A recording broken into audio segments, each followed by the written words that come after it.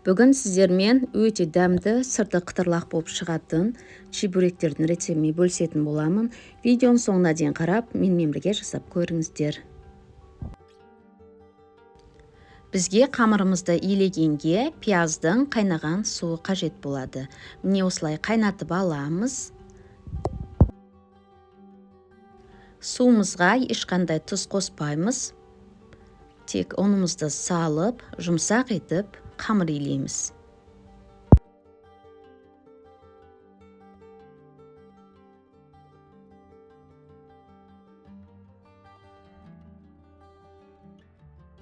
Қамырымызды илеп болғаннан кейін 15 минутқа тындырамыз.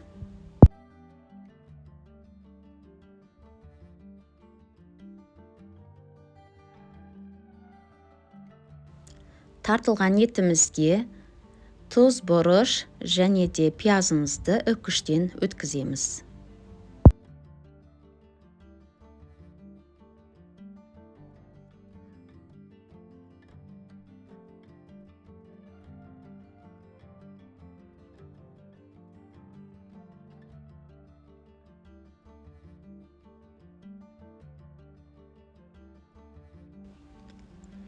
Қанған қамырымызды ұсақ бөліктерге бөліп, жайып, әдемі чебуректер жасайтын боламыз.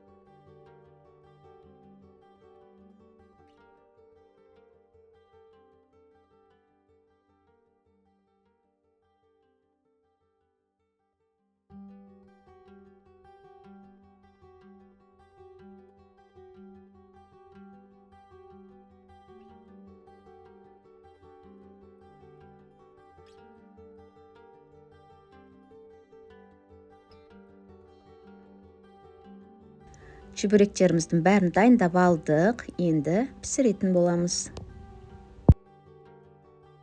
Майымызды қатты қыздырып, чебуректеріміздің екі жағын қызартып пісіреміз.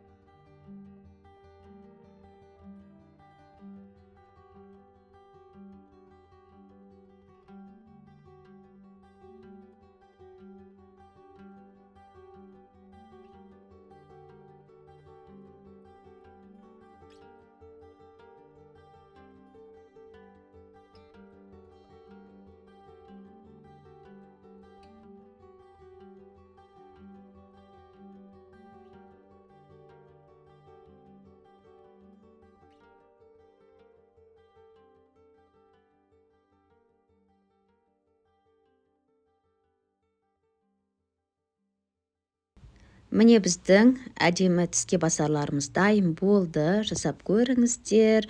Өте дәмді болып шығады. Сіздерге ұнайды деген сенімдемін.